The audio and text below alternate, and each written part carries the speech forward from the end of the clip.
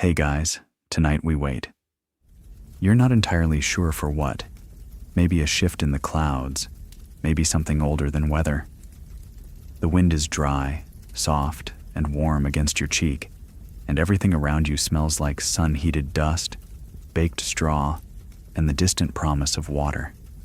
You're standing somewhere in the Ethiopian highlands, centuries ago. The stones under your feet are volcanic and porous, whispering heat back into the soles of your sandals.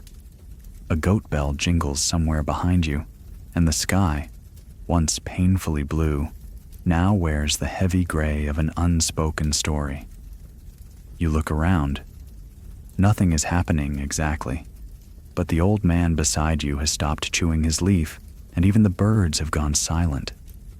That smell, right there. It's not rain yet. It's what comes before. It's sharp and earthy and a little electric, like someone rubbed copper into the soil and told it a secret. And suddenly you know what they meant when they said rain carries memory. So, before you get comfortable, take a moment to like the video and subscribe, but only if you genuinely enjoy what I do here. I'd love to know where you're listening from and what time it is there. Drop that in the comments if you feel like it. Now dim the lights, maybe turn on a fan for that soft background hum, and let's ease into tonight's journey together. The elders of the Tigray region had a saying: rain doesn't arrive, it remembers the way. That's the kind of line that sounds poetic until you've waited 4 months with cracked soil and sky-wide silence. But in a world without barometers or radar maps, you learn to watch everything. The insects, the shape of the wind, the color of dust, and most of all, the smell. The scent before rainfall, today called petrichor, had no single name in ancient Ethiopia. Depending on where you were, Gondar, Lalibela, the southern Bale Mountains, it could be called the breath of the ancestors, or simply the open. The open what exactly? No one could say, just that something was opening. A gate, maybe. A throat. This scent didn't just signal rain, it invited imagination. To the people who lived along the ridges and valleys of the Ethiopian highlands, rain was never just precipitation. It was something relational, a return, a visit. In fact, rain was often spoken about in the same terms used for long-lost relatives: welcomed, unreliable, prone to disappearing without explanation, and always somehow tied to the past. You might expect that a culture so deeply tied to oral history would assign sound more power than scent. But you'd be surprised. In highland villages, children were taught to listen with their noses. The phrase wasn't metaphorical. If you could smell living dust, a scent like split roots, tree bark, and old metal, you were told to go fetch the cattle. If the smell was cold ash, stay indoors. That meant dry lightning, and someone was likely to get hurt. Modern scholars trace human awareness of rain scent back tens of thousands of years, especially in arid zones. But in Ethiopia, where agriculture and myth were inseparable, that awareness became ritual. One peculiar tidbit from 11th century hagiographies: monks in northern monasteries were known to keep a bit of dry soil under their prayer pillows, not for comfort, but to sniff each morning. If the scent changed, it was a sign of God's grace or of something darker. Historians still debate whether these practices were spiritual metaphors or actual meteorological wisdom disguised in theology.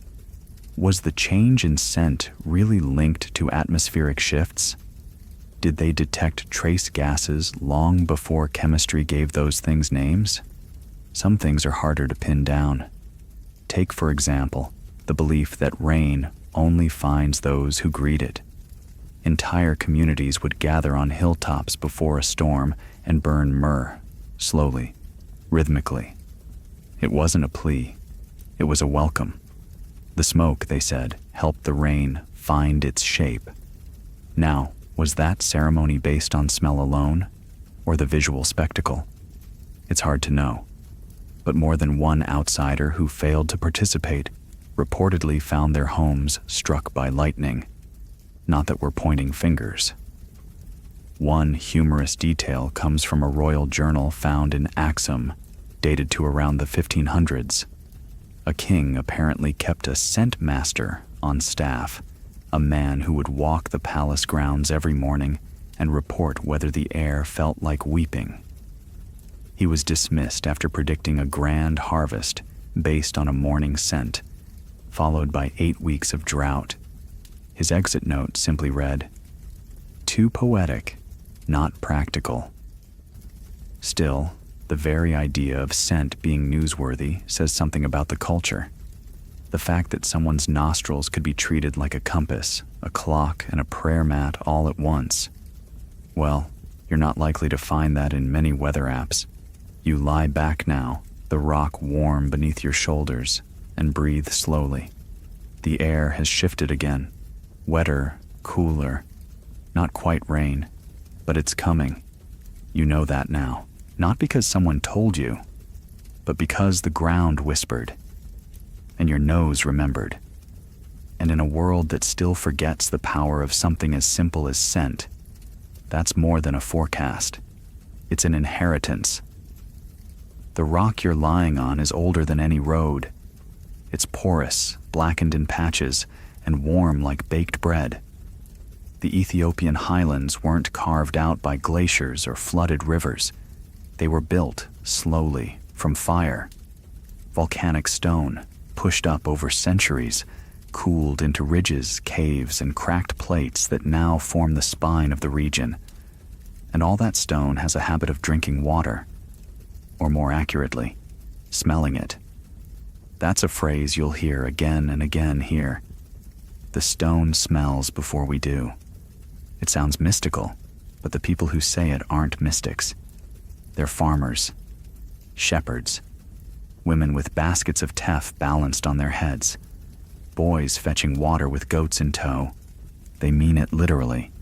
The basalt beneath their feet breathes, releases heat, and, when the wind is right, exhales a scent that speaks louder than any thundercloud. The people of the highlands have learned to listen to that scent, and they've taught their children to do the same. Not in some formal ceremonial way, but in the small, everyday habits passed from mother to daughter, uncle to nephew. Before you ever know how to write your name, you're asked to sit quietly after sunset and describe what the ground smells like. "Tell me the air," an elder might say, crouching beside you. Not, "What do you see?" or "What's the weather?" but, "What does it tell your nose?" It's harder than it sounds. You have to learn the difference between warm dry and cool dry, between dust rising and dust falling. Some smells feel light and open, like walking into a freshly swept courtyard. Others feel tight and dense, like being stuck inside an old clay oven. And when the scent is sharp, like stone mixed with metal, it usually means a storm is getting ready to stretch its fingers. Historians still argue whether this kind of smell-based forecasting had any measurable accuracy or whether it's just an elegant form of wishful thinking. There are no satellite images from the 13th century to confirm a peasant's nose knew more than the sky. But when these folkways are passed through generations, they tend to have a reason, even if the logic is invisible. Take, for instance, the practice of stone sitting. You heard a little about it before, but now you get to try it. It's sunset, and an elder has led you to a ring of flat stones set out in a small circle, like the quietest meeting you've ever seen. You sit down, cross-legged, and place a smaller stone under your right ankle. You wait. 10 minutes pass, maybe 20. The wind shifts. The elder doesn't speak but raises a brow, nodding toward the valley. You smell it before you see it. Something soft and broken open, like peeled bark or crushed roots. It's not rain yet, but it's rain thinking about arriving. The stone beneath your ankle has cooled a little, just enough to be noticed. The elder nods again. It's answering. One quirky tidbit? In some villages, stones used for this purpose were named. Not person names, more like job titles. One might be called Eye of the Well, another Sky Breath, another Chatter of Goats. If a stone had been unusually accurate in predicting rain, it earned a small notch or was painted with red clay. The most prized ones were passed down, wrapped in cloth, like a family relic. You might laugh, but think about it. These were not people wasting time on fairy tales. These were people whose entire food supply depended on timing. Plant too early, and the seedlings would scorch. Plant too late, and they'd drown. In that context, a named stone is no more absurd than a Doppler radar tower, just smaller and easier to sit on. There's also linguistic evidence for how important these beliefs were. In several Cushitic languages still spoken in Ethiopia, there are distinct verbs for smelling something dry, something humid, and something pre-wet. That's the closest translation. Not damp, not soaked, but the scent that hints moisture is approaching, even if it hasn't arrived. That tells you something about the culture. If your language can distinguish that moment of not yet, but almost, then your life probably depends on it. Travelers from Europe in the 1800s often misunderstood this. They described the locals as superstitious or obsessed with the nose. But their journals reveal a different truth. The travelers were constantly wrong about the weather, and the locals rarely were. One French geographer noted, "The boy said it would rain before midday. I laughed. Then it did. I remained wet. He remained correct." Of course, not everyone agreed on what the smells meant. Some said a sharp, sweet scent meant gentle showers. Others claimed it signaled thunder and wind. Some villages even believed certain rocks could predict not just rain, but wind direction. One elder insisted his ankle stone turned cold only when the rain would arrive from the north.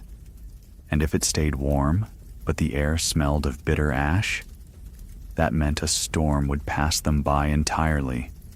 All drama, no rain, as he put it. As you lie back now, letting the last gold light fade from the sky, you wonder what your own stone might say. The air feels heavier, still dry but curious, like it's nosing around, deciding if it should make an entrance. You can't quite name the scent. It's not dirt, not smoke. It's potential. And somehow, you feel it in your ankle. The tiniest change. Or maybe that's just your imagination. Then again, maybe that's what belief really is. The body noticing something the mind hasn't caught up to yet. 2 days pass, and the clouds have thickened into something more certain. They don't rush. Nothing here ever does. But they settle themselves above the plateau with the quiet insistence of a guest who already knows where the cups are kept. You wake early, if you can call it waking, since sleep in this stone hut was more like shallow drifting, and step outside into air that feels like it's been waiting for you. The smell is the first thing that greets you, not of rain yet, but of something watching. The dust doesn't rise when you walk. It clings. The goats are quieter than usual. Even the dogs, which normally bark at nothing just to remind the world they exist, seem contemplative. Your host says nothing as he passes you a small bowl of thick coffee, black as the clouds and twice as strong. He gestures to the wind. You sniff. He nods. It's not superstition, at least not here. It's memory. That's what the people call it when rain is near. Memory returning to the ground. It might sound poetic, but they mean it quite literally. Rain carries stories, they say, of what the land was, who walked it, who bled into it, who planted, who betrayed. And if the scent before rain is strong, it's because the land is trying to speak. In many parts of Ethiopia, this idea wasn't just a belief, it was a framework. Rain wasn't just moisture from the sky, it was a message, and that message had a speaker. In the Aksumite period, long before European explorers scribbled names across maps, the gods themselves were considered carriers of scent. Maram, a deity associated with kingship and war, was said to arrive in the scent of burnt iron and thornbush before a battle. Astar, sometimes linked to fertility and fields, was invoked with songs and the scent of brewing grain. And when the rain carried that scent, the people knew who to thank or fear. One quirky tradition involved rain competitions. Yes, that's real. In some regions, especially in transitional seasons, neighboring villages would hold informal contests to see whose gods could speak louder. They'd light fires of specific herbs and resins, frankincense, acacia bark, juniper, and observe which direction the clouds moved. The village the clouds visited was said to have been heard. There was no prize, just pride, and perhaps a little more corn.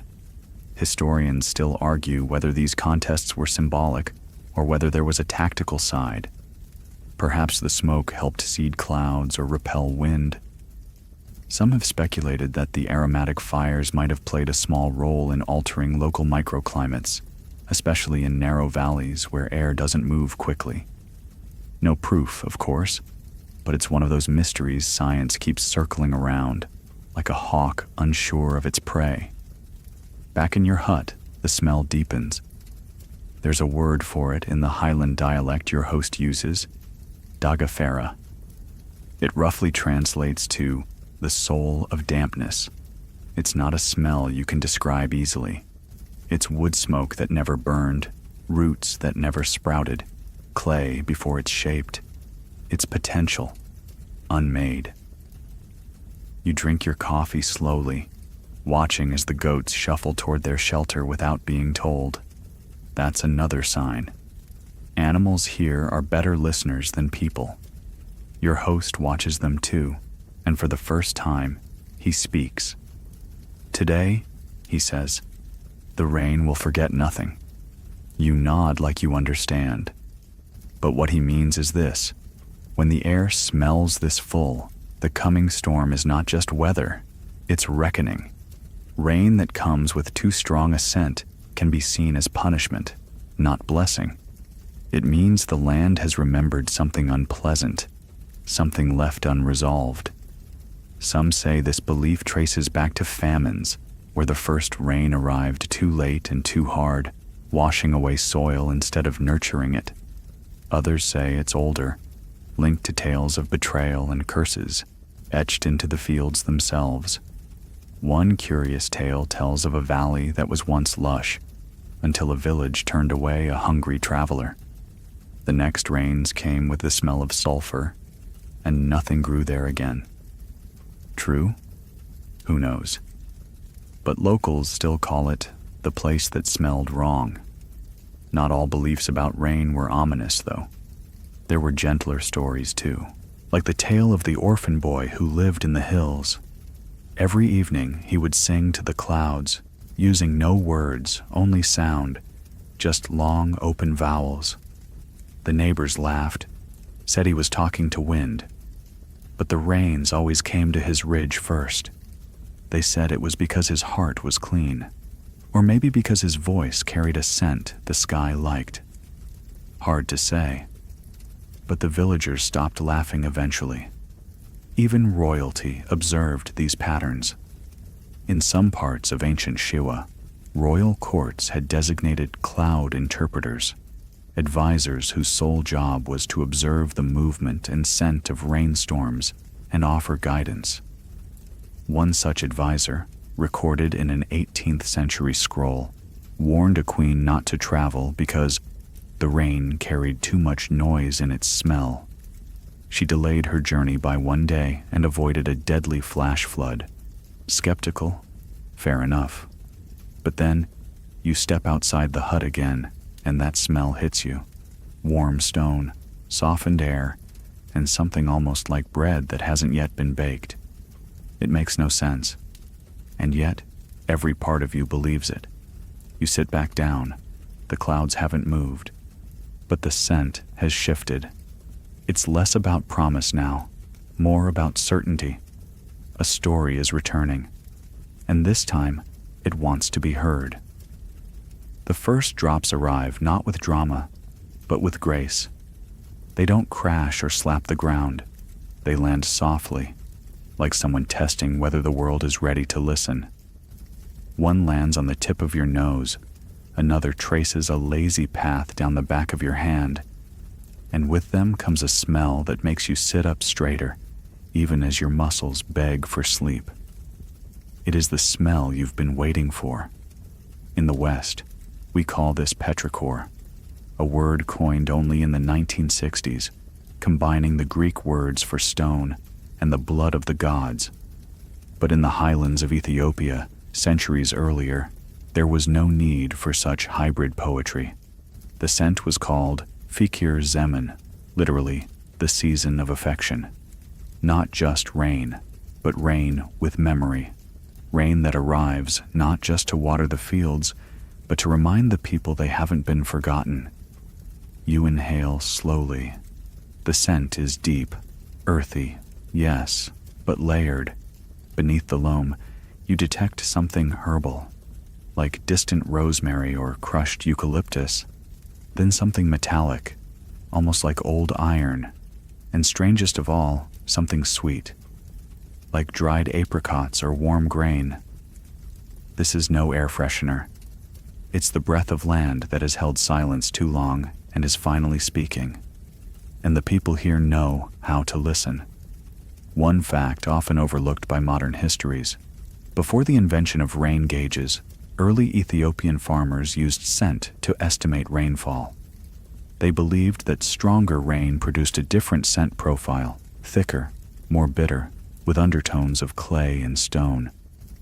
Lighter rains, by contrast, were described as vanishing water, with fleeting smells of flower roots and cold ash. Some farmers even documented rainfall amounts based on this: how long a scent lasted after the rain ended, and how it changed when touched by sun. Historians still debate whether this was mere tradition or a workable sensory tool. But there are records, scribbled into the margins of monastery journals, of monks recording a 3-day storm as Fikir Zemen, heavy with bones, suggesting a lingering, potent scent. These monks were not poets. They were timekeepers. And scent, for them, was data. There's another layer to this too: ritual. When the first rains fell, highland households would bring out clay pots that hadn't been used since the last harvest. They weren't for cooking. They were for collecting scent. Not literally bottling the smell, of course, but capturing water that smelled true. These pots were placed near doorways, gardens, even beside sleeping mats. When full, their water was used not for drinking, but for blessing, for dabbing behind the ears of newborns, for sprinkling on seeds before planting, for drawing crosses in the dust. One quirky tradition: some mothers would wash a baby's feet with the first rainwater that smelled of smiling earth, meaning a light scent, neither bitter nor sharp. It was believed this would give the child a calm temperament. If the scent was too strong, the rain was said to carry angry memory, and the water was discarded. Of course, not every smell was welcome. There are stories, too many to be coincidence, of rains arriving with what was called rotten breath, a heavy sulfuric scent that caused families to stay indoors, animals to bolt, and even wells to be temporarily sealed. These storms, people said, came from valleys where wars had been fought, or where graves had been disturbed. Even today, in certain regions, elders will say, "The rain smells wrong," and postpone weddings, burials, and even travel. This idea, that scent can carry ethics, is ancient here. Some scholars have compared it to the concept of miasma in ancient Greece, the idea that bad air could carry spiritual impurity. But Ethiopia took it a step further. Here, scent wasn't just dangerous, it was judgmental. It reflected not just weather, but whether the community was in harmony with its ancestors. It's easy to scoff at that, until you're here, until you've smelled it for yourself. You step outside now, barefoot, letting the rain hit your skin. It's cool, but not cold, and the scent blooms with every drop. The ground beneath you darkens in slow pulses, each patch of wet earth releasing its own tiny exhale. You crouch, touch the soil. Even the mud smells different depending on where you are. Rocky patches hold the scent longer. Grassy areas filter it out. A few yards away, your host is doing something you don't quite understand. He's gathered a bundle of herbs and is waving them gently through the air as if trying to comb the scent into strands. He catches your eye and grins. "Now the sky is clean," he says. It's not a weather report. It's a statement of mood. Later, as the rain thickens into a steady rhythm, the entire village seems to slow. No one runs. No one shouts. No one complains. The elders sit under small awnings, drinking dark, spiced coffee and watching the mist roll across the hills like a slow parade. Children splash barefoot through puddles, and everywhere that smell follows. Deep, strange, calming. You sit beside a wall, back pressed to stone still warm from yesterday's sun, and inhale. The scent isn't just in the air anymore. It's in your clothes, your skin, your hair. You realize something odd. You've stopped wondering what time it is. The only time that matters now is scent time, rain time, memory time. And even when the rain stops, the smell will stay a while. It always does. The next morning, the smell has changed, but not disappeared. The storm has passed in the night, quietly, without thunder or lightning. It left behind slick stone paths and curled leaves and the sort of damp silence that makes you feel like the land is still thinking. And the scent? It's no longer the electric promise of rain. It's something gentler, more grounded. A kind of low whisper from the soil. Sweet, slightly smoky, tinged with a trace of moss. The villagers call this scent Abesha Nefes, which translates loosely to the breath after breath. It's considered the most peaceful smell the earth can produce. The storm has spoken, the ground has listened, and now everything is resting. It's in this moment, after the rain but before the dry returns, that people here say they feel closest to their ancestors. You wander through the village slowly, following paths of crushed grass and half-dried puddles. Every doorway has been swept. Cooking fires are being rebuilt. And in several gardens, people kneel barefoot, hands in the soft dirt, planting. It's not chaotic or rushed. It's quiet, almost reverent. The timing has been judged just right, not by looking at the sky, but by sniffing the earth. Here, planting isn't just about soil and seed. It's about smell. Not just whether the ground is wet, but what kind of wet. If the scent is too sour, they wait. If it's sweet and dark, like ground coffee left out in the sun, they begin. One elderly woman smiles as she presses her palm flat into the earth and breathes deeply. She says the rain was kind, your host explains. The earth forgave us. It's not just poetic language, it's worldview. And it goes deeper than farming.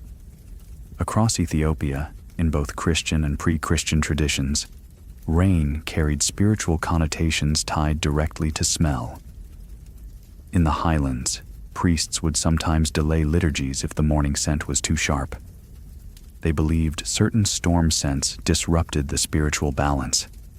A mass delivered under the wrong scent could drift, they said, like incense on the wrong wind. In contrast, a sweet-smelling morning after a gentle rain was considered the perfect time for confession. The earth was calm. The soul might follow. One particularly fringe tidbit comes from a 14th century manuscript found in a monastery near Lake Tana. It describes a young monk who insisted he could detect sin through scent. Specifically, he claimed that people who lied before confession had a different smell during rainfall, something like wet wool and cracked stone. His theory never caught on, but the text ends with a note that he was frequently consulted during drought. Historians still debate whether such practices reflected real meteorological sensitivity or were just metaphors taken too seriously. Some say they were tools for community cohesion, shared beliefs about smell-giving structure to agricultural decisions.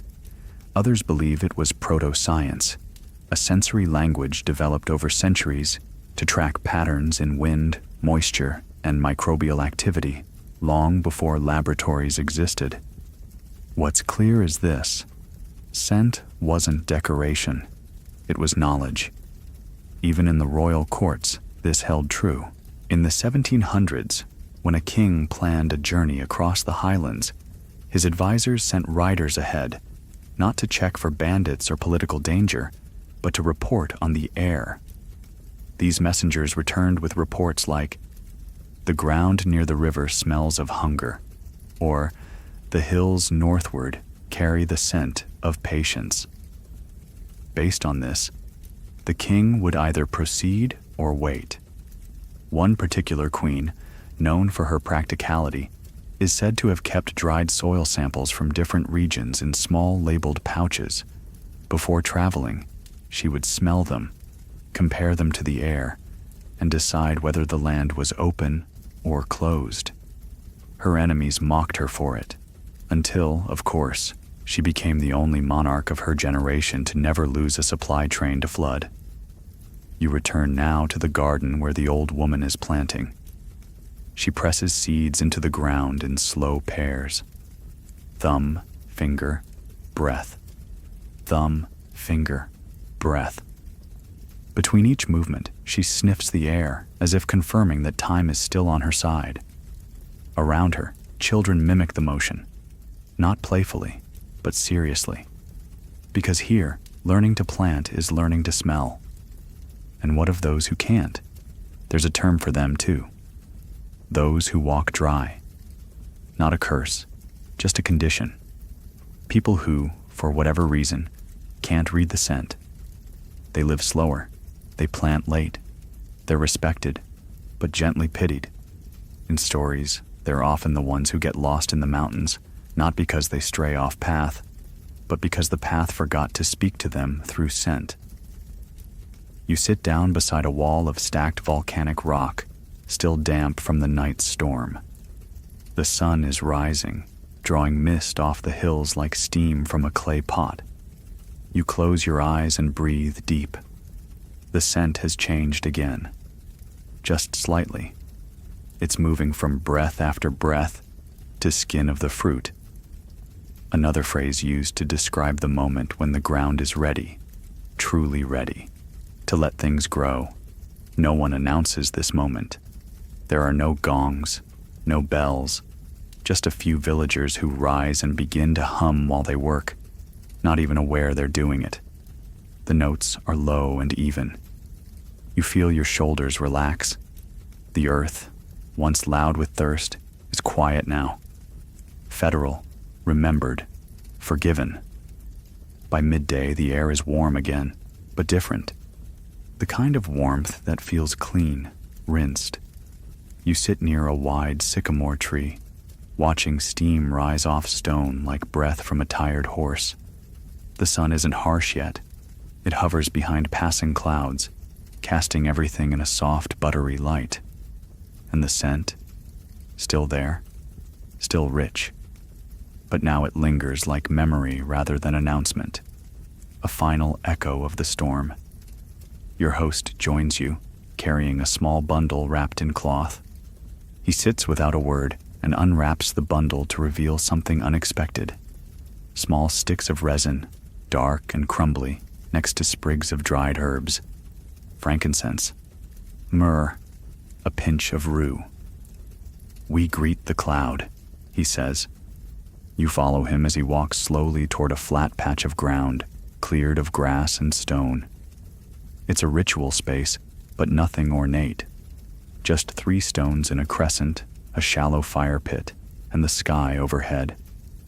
He arranges the resin atop a few embers, then lights them with flint. Thin smoke curls upward, sharp at first, then mellow. A different scent now layers over the post-rain earth. Warm, citrusy, a bit spicy. This practice, burning incense after the first storm, is ancient, not to summon gods or ward off spirits, but to greet the cloud that brought the rain. The logic behind it isn't written, but understood. If the earth has remembered us enough to send water, we remember it in return, with scent. Mainstream historians often overlook this kind of thing. They document war, trade, dynasties, but they rarely write about quiet rituals that involve sitting beside a fire, watching the smoke rise, and saying nothing. And yet, this was as central to life as any coronation. One curious footnote comes from a Jesuit priest in the 1600s who lived in the Ethiopian highlands for several years.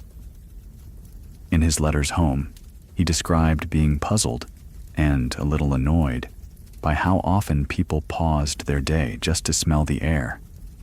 They delay farming, cancel trips, and even postpone weddings, he wrote, because the wind smells not right. He mocked them until one postponed wedding he attended was followed by a violent landslide the very next day. He stopped mocking after that. Historians still argue whether these ceremonies were spiritual or ecological, but that may be the wrong question. For people here, it wasn't either or. The ecological was spiritual. The sky wasn't just moisture and pressure, it was personality. And clouds, oh, the clouds had moods. There's even an old saying in the Gadio region, "Don't speak secrets when the cloud is low." It was believed that clouds hovering close to the ground could drink your words and carry them into storms. Whether that was metaphor or warning, no one's sure, but people did tend to get quieter when mist rolled through the trees. You sit beside the smoking herbs now, watching your host close his eyes and breathe deeply, as though he's confirming that the balance has been restored. When the scent of rain meets the scent of gratitude, they say, the land takes note. And this isn't just a village belief. Across Ethiopia, even in cities like Gondar and Dessie, incense is still burned after seasonal rains, not for religious purposes, but to complete the storm. Rain alone is not enough. Rain must be answered. One quirky fact: certain types of frankincense are only burned when the post-rain scent is soft. If the scent is too bitter, another resin, called opoponax, is used instead. It speaks better to restless skies, people say. It's almost like a conversational pairing. The rain speaks, the people choose the appropriate response, like replying to an emotional email with either flowers or a phone call. And what happens when people don't answer at all? There's a folktale about a village that ignored the first storm. No incense, no planting, no gratitude, just shrugs and busy hands. That year, the rains returned, but brought mildew, biting insects, and a sickness in the cattle. The story ends not with punishment, but with a single sentence. The land spoke, but they were listening to themselves. You lean back on your elbows, the smoke drifting around you in lazy spirals. A soft wind moves through the trees, carrying the mingled scents of resin, wet bark, and quiet earth. You feel a kind of stillness settle into your ribs. Not silence, exactly, but agreement. The rain has passed, the planting has begun, and the air says without saying that things are in order. You glance at your host. He's tying up the cloth bundle again, now light and used. He doesn't speak, but gives you a nod. The kind of nod that says, "That was enough." You walk back toward the hut together, feet squishing gently in the soft earth. On the way, you pass a group of children crouched over the ground. They're sniffing small puddles, yes, actually sniffing them, and pointing, arguing playfully. You hear one say, "This one smells like mango," and another say, "No, it smells like dust with secrets." They're not wrong, because puddles here aren't just puddles. They're mirrors of the storm, and every mirror tells a slightly different story. That evening, the clouds have wandered off, leaving behind a sky so open it feels like someone lifted a lid. The stars come out slowly at first, then all at once, clustered tight in some places, scattered in others, like someone spilled salt on dark velvet. There are no city lights here, no electrical hum, no cars in the distance, just crickets, a goat occasionally clearing its throat, and the soft, ever-present scent of damp stone cooling down for the night. You're sitting near the cooking fire now, sipping a bowl of lentil stew thick with cumin and garlic. Steam rises into the air, mixing with the smell of dew gathering on thatched roofs. Your host tells a story between bites, one you almost miss because of his quiet voice and the distraction of dinner. It's about a shepherd named Mulugeta who could smell rain 3 days before it came, and swore he learned to do so by sleeping with his face to the ground. You smile, but he's not joking. In many parts of rural Ethiopia, shepherds were known not just for their endurance, but for their noses. A skilled herder was said to be able to tell which valley rain would favor next just by sniffing the wind. And this wasn't a party trick. It meant knowing where to move the animals, where to build temporary shelters, whether to take the ridge path or the one that wound through low-lying gullies. Getting it wrong could cost a herd. Getting it right meant surviving. Mainstream historians acknowledge the importance of pastoral knowledge in Ethiopia, but they tend to overlook the sensory dimension, especially smell. But ask any elder, and they'll tell you flat out, rain has a path, and scent is its footprint. You just have to learn how to read it. Some shepherds even pass down scent maps to their children, not written, but remembered. They describe regions not by name, but by nose. Where the wind tastes like onions, where the ground smells like sleeping fire, where the sky forgets its name. These weren't metaphors, they were coordinates. One fringe tidbit? In some communities, young shepherds took part in nose tests during seasonal migrations. Elders would blindfold them, lead them to a ridge, and ask them to describe the scent of the air. If they got it right, predicting rainfall, wind change, or even animal movement, they'd be allowed to lead the herd solo. If not, they stayed behind another season. Tough love, but rooted in tradition. Historians still debate whether these scent-based tests were genuinely predictive or just rites of passage with poetic flair. But either way, they shaped a culture where attention to smell wasn't optional, it was essential. You finish your stew, and your host adds a little more to your bowl. The fire is low now, just embers, but the warmth is enough. Around you, the village settles into a soft hush, and you find yourself thinking about Mulugeta again, his nose pressed to the ground, listening for the rain the way most people listen for gossip. Later, just before sleep, you notice another detail. In the hut, a bundle of dried grasses hangs from the ceiling, tied with string. You ask about it. To catch the leftover smell, your host says, so we don't forget what the rain said. It's not incense. It's not perfume.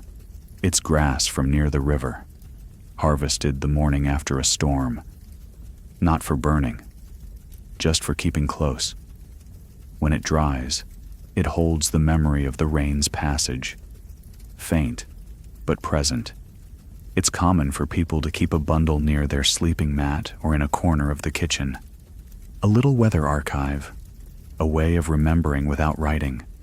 There's even a saying tied to it. If the nose forgets, the tongue will lie. Meaning, memory is more reliable when it begins with scent. People here trust their noses more than their words. You lie back, blanket pulled over your legs, and let the dark fold around you. The wind has stilled. The air is cool, with only the faintest scent of yesterday's storm, like a door left open in another room. You breathe it in slowly, deeply, and something inside you quiets. Because here, in this place, rain is not just something that happens. It's something you prepare for, respond to, hold on to. Smell is the way you stay in conversation with the land, long after the clouds have passed. And as your eyes grow heavy, you realize there's no need for dreams tonight.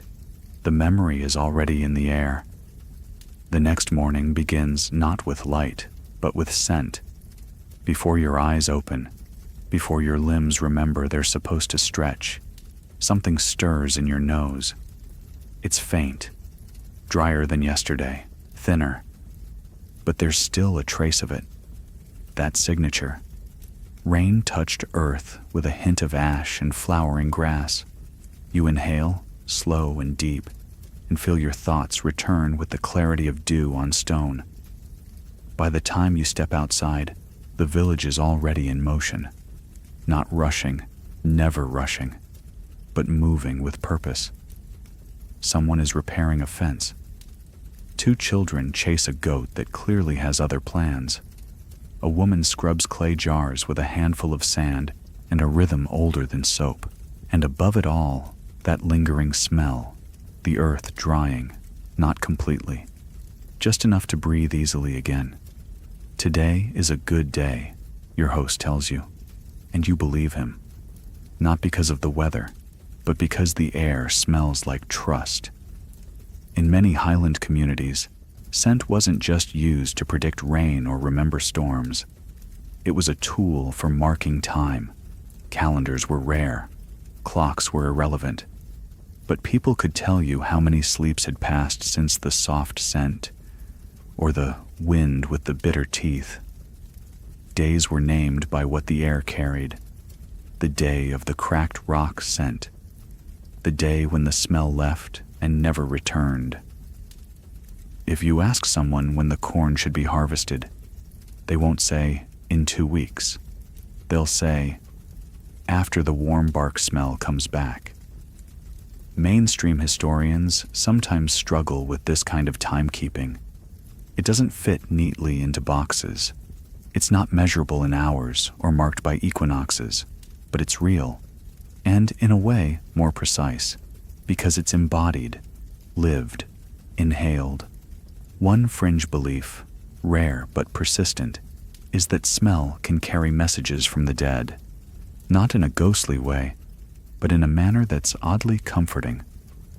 Some elders say that when a storm passes and leaves behind a specific sweetness in the air, like wet grain and iron, it's because someone you loved once walked that same path in the rain. And for a brief moment, their memory rode the moisture back to you. Is it true? Hard to say. But one thing is certain. When people talk about those scents, they do it with reverence, and that reverence becomes routine. This morning, a man arrives from a neighboring village. He's here to trade a bag of dried spices for a new stone axe head. As he enters, he doesn't say, hello. He says, Your scent is peaceful. It's not a compliment. It's an observation. The village smells like harmony, like rain that came with no grudge. And that's all the permission he needs to do business. Nearby, you notice a group of teenagers gathered around an older woman who holds a bundle of herbs. She's teaching them how to identify post-storm scents by touch and breath, not sight. She crumbles leaves between her fingers, waves them gently beneath their noses, and waits. They speak in turns. This one is nervous. This one feels like lightning that changed its mind. This one remembers goats. You're not sure what any of it means, but you're also sure it means something. One especially curious practice involves scent jars. Small clay pots, each no bigger than your hand, are filled with soil collected the morning after different types of storms. These jars are sealed, labeled with a symbol only the family understands, and stored in wooden racks, usually in kitchens or near sleeping quarters. Each jar holds a year, or a season, or a feeling. Once a year, usually after the first big rain of the planting season, the family will open the jars one by one. They sniff, they remember. Sometimes they laugh, sometimes they cry, sometimes they say nothing at all. Historians still debate whether this counts as oral history or cultural memory, but here, it's simply called listening to the ground again. You sit with your host later that afternoon, watching the sun slide behind a row of acacia trees. He holds one of the jars, unseals it, and takes a breath. His eyes close. A pause. Then softly, he says, "This one smells like the year my daughter was born. The rain was late, but it was kind." He passes it to you. You sniff. To you it smells like warm dirt and lemon peel. But maybe that's the point. Scent, like memory, changes with the nose that receives it. There's a saying here, the land never forgets, but it waits for us to remember, and scent is the language it uses to help us catch up. You lie down again that night under the same stars, now even clearer than before. The air is cooler, drier, more familiar. The storm is gone, but it's not forgotten. Its presence lingers, not just in the damp corners or the softened paths, but in the way people move, talk, breathe. And as you drift toward sleep, you wonder what your own scent jar would hold. Would it be a storm that left the world gentler than it found it? Would it smell like forgiveness? By the third day, the earth has shifted again, not in shape, but in scent. The rain is no longer fresh in the air, but it's still there if you know where to look. Underfoot, the soil has darkened to a warm bronze, firming just enough to leave a solid footprint. The puddles have turned to soft patches of damp moss, and the breeze no longer smells of memory. It smells of motion. You walk with your host to the edge of the village, where the fields stretch open like outstretched palms. Small green shoots already push up from the soil, like shy thoughts testing the world. He kneels beside one, brushes the dirt gently from around it, and inhales. "It begins," he says. There's something else in the air now, something subtle, a layer beneath the natural scents, a wisp of smoke, maybe, or roasted seed. It's the beginning of the transition from storm to harvest, and it's marked by what the villagers call the second nose. The second nose isn't a literal nose. It's a phrase used for the human ability to read change, especially when the signs are quiet. Anyone can smell the first drops of rain, they say. But it takes wisdom to smell what comes after. One peculiar custom tied to this involves scent tracking paths. As the soil dries, elders walk the outer edge of the farmland each morning, stopping every few meters to sniff the ground and the wind. If the scent stays low, close to the feet, it means moisture is still locked in. If it rises, They say the earth is exhaling and planting can expand. It's a moving ritual, half walk, half meditation. And it's not just farmers who practice this. Even merchants and travelers time their departures by the scent. Certain paths are impassable if the smell is wrong. Too sharp, too brittle. The way tastes like forgetting, they'll say, and stay another day. You reach the edge of a high ridge where the wind picks up and the scent changes again. It's cooler here, brushed with eucalyptus and pine. Your host tells you this ridge is used to send messages, not by shouting, but by burning branches with different scents. Acacia bark for good news, rue and frankincense for warnings. Travelers down in the valley can smell the difference and understand. The practice is old, mostly ceremonial now, but it still works.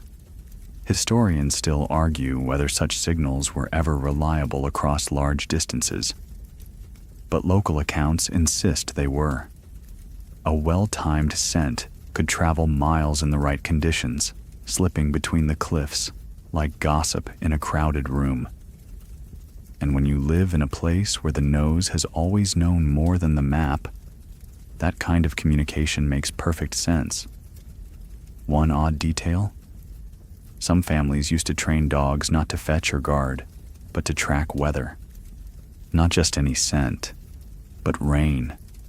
They'd be trained to follow the smell of wet soil on the wind and bark once when they found its source. These rain dogs, as they were called, were rare and prized. Some were even given woven collars and fed first at meals, because in a dry year, a dog that could sniff out a cloud bank before it formed might be worth more than a dozen goats. You walk back slowly toward the village, the scent of the ridge clinging to your clothes. Along the path, you notice children sketching lines into the dirt with sticks, not just for play, but to mark what they call scent winds, invisible corridors where the smell of coming weather travels differently. Some lines curve, some zigzag, some stop at trees. No one taught them to do this. They just know. There's a term in the highlands for this instinct. Nez Egelgil, the echo nose. It means someone who can sense patterns before they arrive, not with logic, not with proof, but with their body. Most people don't realize they have it until they're older. Some never do. But those who do are often consulted before big decisions, when to travel, when to build, when to hold a wedding, not for visions or omens, just for a sniff and a nod. You reach the village just as the sun begins its slow descent, throwing long shadows across the planting fields. The air smells different again, lighter, brisker. The smoke from cook fires has joined the scent of drying grass and warmed stones. It's not as poetic as the storm air, but it's just as important, because this scent tells people it's time to gather, to eat, to rest. You sit beneath the same sycamore tree, watching the day let go of itself. Your host leans back against the trunk, closes his eyes, and says softly, "Now the air has legs."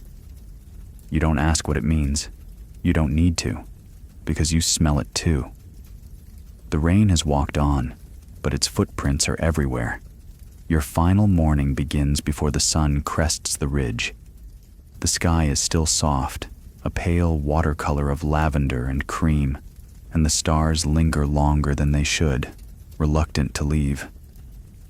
You open your eyes slowly, already aware that something is different. Not loud, just concluded. The storm is long gone. The air is dry. Not dry in the desperate, cracked lips way of drought, but in the forgiving stillness of a story that's been fully told. The kind of dry that allows things to grow again, not in fear, but in trust. The rain has walked on, and this place has returned to the rhythm it knows best. Waiting. You step outside into a world that no longer smells like rainfall, but like what's left behind. The rocks are warm again. The soil, still dark in color, is firm to the touch, but no longer damp. The goats nudge at sprigs of new grass as if they know it's their time to reclaim the hills. And the scent? It's subtle now, a mixture of old smoke, river dust, and something like toasted grain. Not rain, not memory, something in between. This scent has a name too. Dear Anfek, the breath that stays. It refers to the final phase in the scent cycle of a storm, when moisture has retreated but hasn't vanished. It lingers just enough to make you feel like the earth hasn't quite let go of the rain. It's the signature scent of completion. Your host is already awake, seated on the flat stone by the acacia tree. He nods as you approach, then hands you a small pouch wrapped in soft, worn cloth. Inside, a twist of dried herbs, a folded scrap of leather, and a small clay vial. He doesn't explain it. You're meant to understand. The vial contains a pinch of soil collected from the garden after the first rainfall. The herbs are there to hold the scent, and the pouch is so you can carry it far from here. This way, he finally says. You don't forget how the rain spoke to you. In this culture, it's common to send off travelers with scent bundles. Not coins, not woven cloth, but scent. It's believed to help you travel wisely, to smell the change before it becomes danger. One fringe belief, though still quietly held in certain mountain villages, is that when a person dies far from home, it's the scent in their belongings that helps their spirit return. Not a guide, not a ritual, just a thread of remembered earth. You walk together through the quiet lanes of the village, past small gardens glistening with dew, past cooking fires that no longer need to chase away the cold. The scent here is shifting once again, toward calm, toward routine. You notice it in the way children are sweeping courtyards instead of sniffing puddles, in the way birds sing longer, unhurried, like they're no longer competing with thunder, and in the way the air no longer pauses before it moves. Some say this scent, what the locals call land rest, was once used to mark time in early Christian liturgy. Monasteries in the Simeon foothills, built from volcanic rock and buried in fog, were known to adjust their readings based not on sunrise, but on scent. If the morning smelled of smoke and old water, it meant the spirit was still unsettled. But if it smelled like clay warmed by sun, the gospel could be read aloud. Historians still argue whether this was metaphor or method, but a handful of medieval Gaia's manuscripts do include strange marginalia. No reading, air too sour. Or even, wait for smell of clean stone. You and your host reach the ridge one last time, the place where you first learned to smell the sky. It looks ordinary now. No clouds, no mist, no theater. Oh, just rocks, grass, and a breeze moving like a half-remembered tune. And yet, something about standing here makes your shoulders fall into place. You inhale deeply. It smells like the end of something, and the start of something else. Your host gestures toward a notch in the stone, where someone, maybe him, maybe someone centuries ago, carved a small basin to collect the first few drops of every rain. It's dry now, but stained dark from decades of use. These basins, called Nekaset, are found all over the highlands. Archaeologists date some of them back to the Aksumite Empire. Their purpose? Still debated. Some say they were for rituals. Others argue they were practical tools for measuring rainfall. But locals insist the truth is simpler. They were built to let the land speak first. You sit beside the basin a while, letting the wind pass over you, letting the silence of the post-storm settle into your skin. And for the first time, you realize that this journey wasn't about understanding rain, or scent, or even Ethiopia. It was about memory. Memory carried not in stories, but in the body, in the nose, in the way a place clings to your breath long after you've gone. There's a final tradition your host offers before goodbye. He opens the vial of soil, lets you press your thumb to it, then gently taps your forehead with the pad of his own finger. So you remember which way is home, he says. It's not religious, not even ceremonial. Just a kindness, a way of saying, the scent of this place lives in you now. You return to your hut, gather your things, though there isn't much to gather, and take one last look at the simple room that smelled like wood smoke and stone in the first quiet hours after a storm. Then you step outside and begin the walk down the mountain. As you leave, the wind rises behind you. Not loud, not urgent, just present.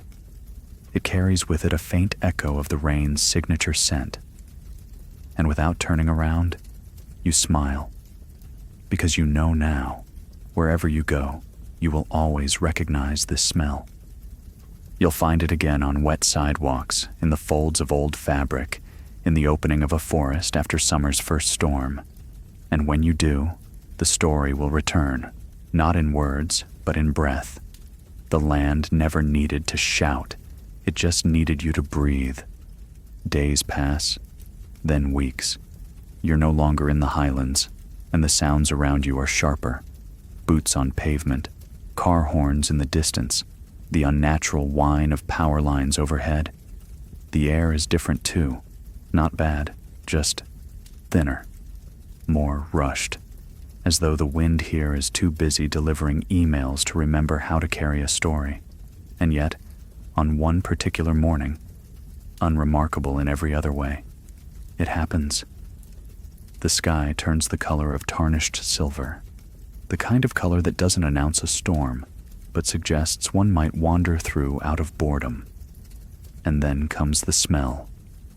At first, it's so faint you wonder if you're imagining it. A flash of something warm and mineral, something like stone waking up. You close your eyes, inhale again. There it is. The smell of rain, but not the cold, impatient kind that pelts window panes and drowns gutters. This is softer, older, familiar in a way that doesn't quite make sense, because this scent doesn't belong to this city or this street. It belongs to that ridge, that fire pit, that garden soil still soft from your host's thumb. You reach into your satchel, fingers brushing against the cloth pouch he gave you. You don't open it. You don't need to. The memory is already in the air, and with it comes a feeling. Not homesickness exactly, but something close. A kind of rootedness without location. You feel your feet more firmly on the ground. You notice the cadence of your breath. And you remember. You were once taught to smell not just for weather, but for truth. Historians call this anecdotal. Fringe. They write that scent can't be measured the way rainfall can, but there's a growing body of research, modern now, that quietly supports what villagers have long known. Soil bacteria called actinomycetes release a compound when rain disturbs dry earth. It's called geosmin. It rises into the air, carried on moisture and memory. One molecule per billion parts of air is enough for the nose to detect it. That's how sensitive the human body is to a signal older than writing. Still, modern science has yet to capture what the villagers understand intuitively. That scent is not just chemical, it's contextual. It's memory in motion. In some cities now, high-tech weather systems try to predict rainfall using satellites and pressure sensors, but a few experimental stations have begun including scent alerts based on microbial changes, plant oils, and air composition. The results are inconsistent, but the very idea feels like a nod to those elders, still walking the fields, still sniffing the wind. You decide to walk, no umbrella in hand, letting the rising petrichor guide your steps. The street smells like concrete and warm exhaust. But then, on the edge of a park, you catch it again. A patch of soil just wet enough to release a deeper note. Something earthy, but round. You stop walking, close your eyes, and you know, this is Fikir Zeman again, the season of affection. Only now it's following you. One fringe detail from an anthropology paper you once skimmed but never finished. In certain cultures, rain scent is believed to choose people. Not everyone. Just those who paid attention when they were younger. And once chosen, the scent finds them no matter where they go. Not often, not loudly, but enough to remind them they are still in conversation with the land. You wonder briefly if that's happening now, or if your nose is simply playing tricks. Then again, isn't memory always a trick the body plays on time? You reach a bench, sit, let the breeze do what it wants.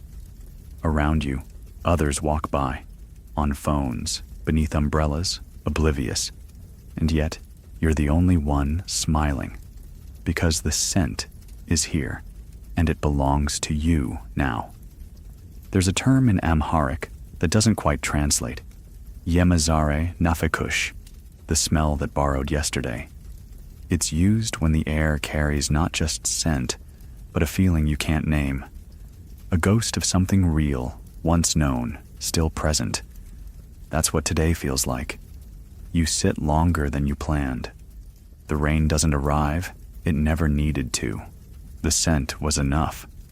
And when you finally rise, stretch, and tuck the cloth pouch more securely into your bag, you do so with the quiet confidence of someone who's no longer lost. You may not live among the acacia trees or walk those terraces anymore, but your nose remembers, and that's enough to carry the story forward. You don't need maps, you have memory. Back home, the rhythm of life reasserts itself, the kind with alarm clocks, grocery lines, lukewarm coffee, and inboxes that refill themselves like ancient wells no one asked for. The kind that measures time not by scent or sunrise, but by deadlines and blinking notifications. And yet, even in this world, you start noticing things. A shift in the hallway air after a thunderstorm. The way your neighbor's garden smells in early evening after their sprinkler has done its mechanical version of a blessing. The difference between hot pavement after dry heat and hot pavement after almost rain. You don't say anything. You don't need to. But something in you has recalibrated. Your body, your breath, your instincts, they all listen a little differently now. Not with your ears, with your nose. That bundle your host gave you remains tucked in a quiet drawer. Some mornings you take it out, still wrapped in the same cloth. You don't open the jar of soil. You just press your fingers gently against the cloth and inhale what's drifted through. The scent is fainter now, but it hasn't vanished. Not entirely. It clings in the fibers. A whisper of rain, resin, and earth warmed by silence. There's a new habit you formed, walking early, before the noise starts, when the city still thinks it might be a village, when the wind is undecided and the sky holds its breath. These are the hours when you can hear the old scent again, on brick walls that absorbed moisture in the night, in the grass that still curled like sleeping fingers. It's also in the things people don't notice, the bus stop bench that smells like wet metal, the scent that rises from cardboard on a rainy curb, even the hollow of your own sleeve after walking through mist. Mainstream science would tell you that these are trace compounds, microbial emissions, urban air reactions, but you know better now. You know these are the echoes of the land, answering itself, even in exile. One curious detail, in certain Ethiopian folk tales, the rain is said to remember people's names. Not all of them, just the ones who listened.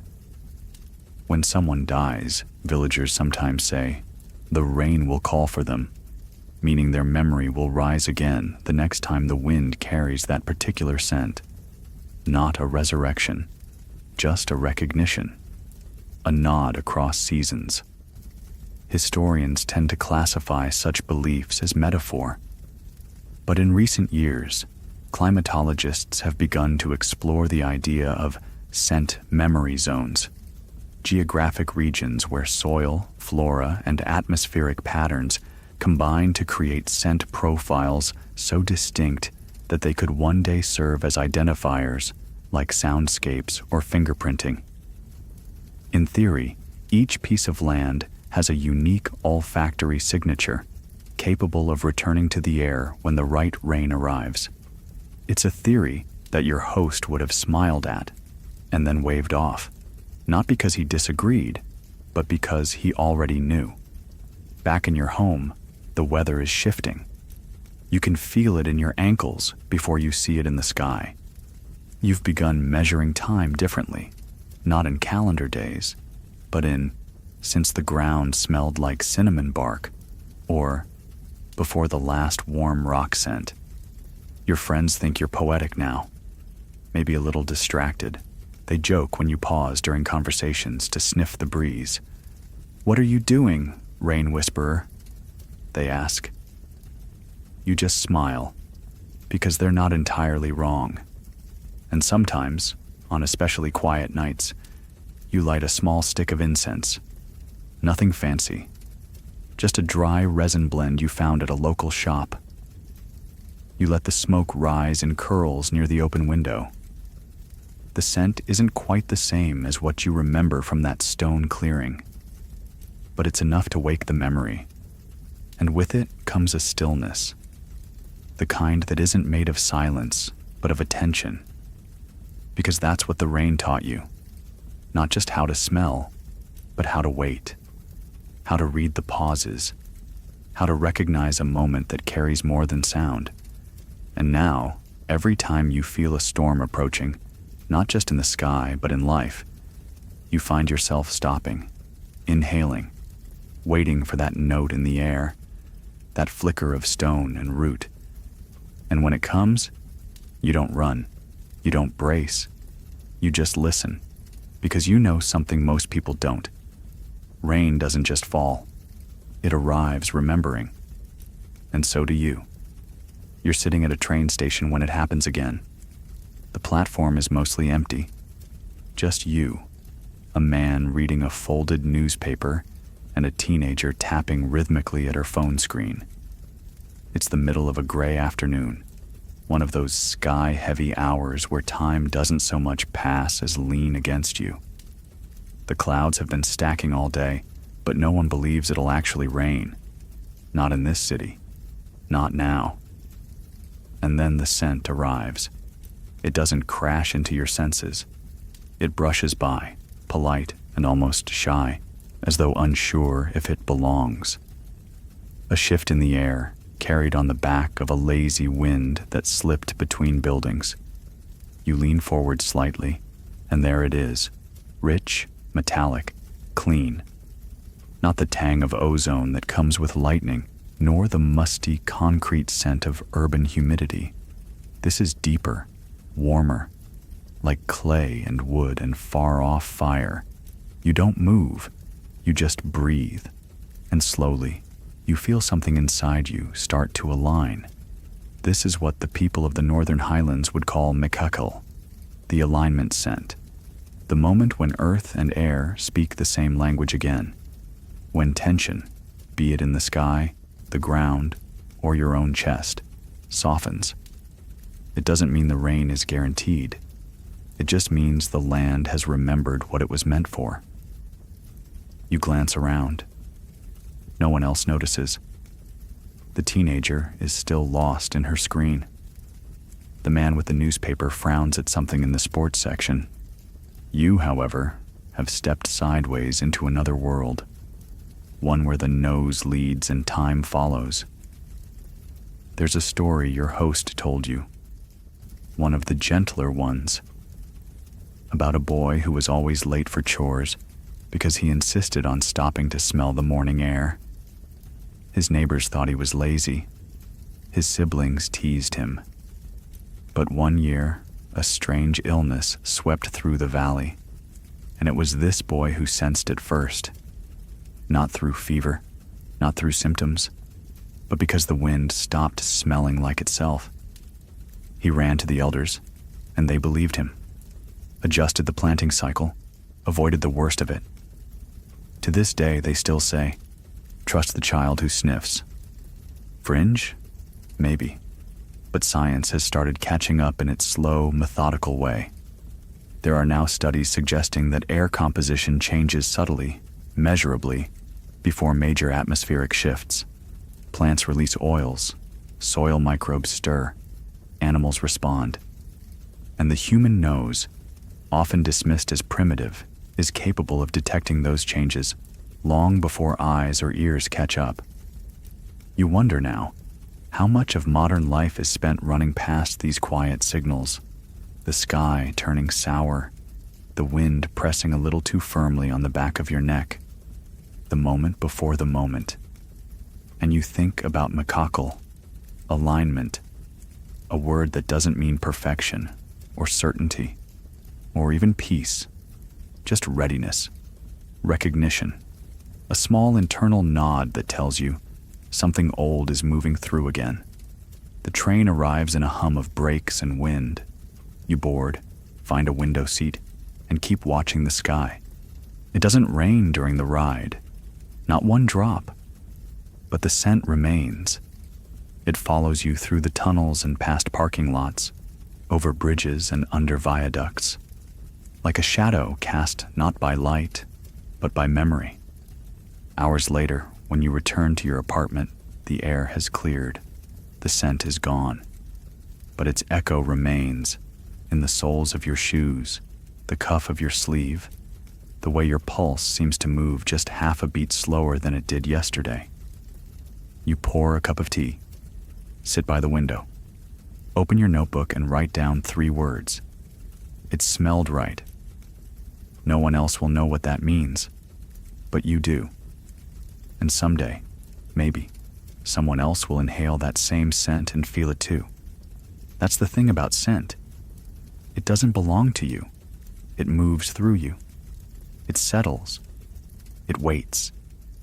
And if you've listened carefully, if you've given it your attention, it will speak again when it matters. And so you keep sniffing the air, not out of superstition or nostalgia or ritual, but because it's how you remember who you've become and where you've been, and because every so often on a platform, in a stairwell, in a field that shouldn't hold memories but somehow does, you catch it, that trace of Ethiopia, that whisper of rain, and you smile. Not because it's come back, but because you have. The next time you smell it, you're nowhere special. Just the back stairwell of a bookstore you ducked into to escape the drizzle. It's the kind of place with warped wooden stairs, a crooked shelf of out-of-print hardbacks, and a small bell above the door that rings half a beat late. You're not here to find anything. Not really. You just needed air, or maybe silence, or maybe something your body knew it was looking for before your brain caught up. As you lean into the stairwell wall, letting your shoulder rest against peeling plaster, it arrives. Software brief, certain, the scent. You pause, breathe deeper, again.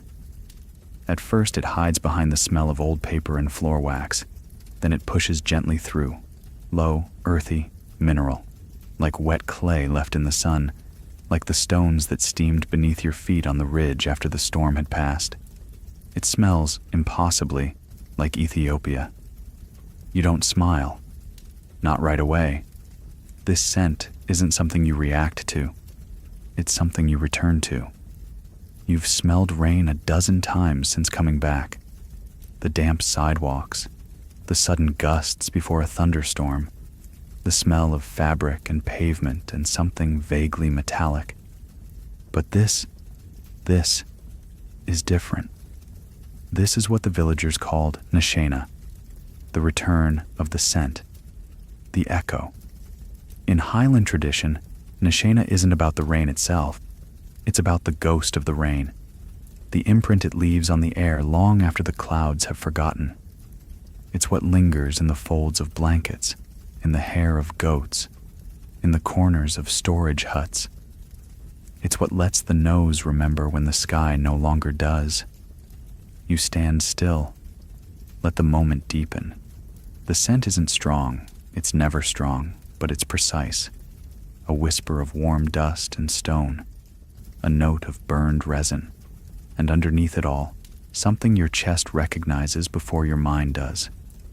Later, you'll wonder, was it a trick of memory? An association stirred by weather and wood and mood? Maybe.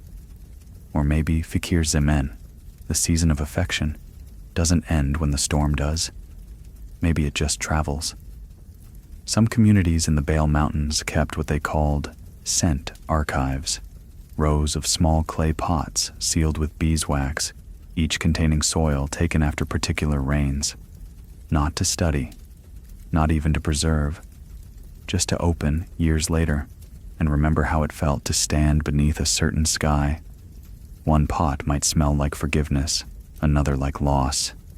Another, still sealed, might be labeled with a single word: return.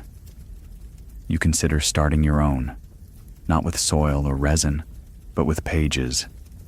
You take out your notebook, creases worn into the corners, and write slowly. Today smelled like stone trying to remember water. You don't explain it. You've learned that scent doesn't demand explanation. It only asks you to notice. Downstairs, the bell over the bookstore door rings again. A gust of air rides in behind a customer, brighter, colder, scentless. You feel your moment thinning, so you tuck the notebook away and step outside. The drizzle has stopped.